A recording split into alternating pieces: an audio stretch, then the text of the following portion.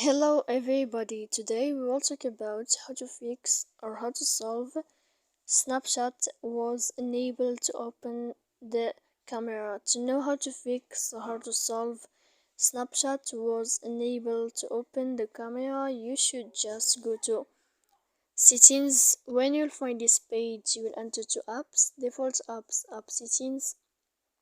Here in this page, you will go to this window of Snapchat and you will enter here. Then in this page you will click on first stop and you will click OK. Here we go to click storage.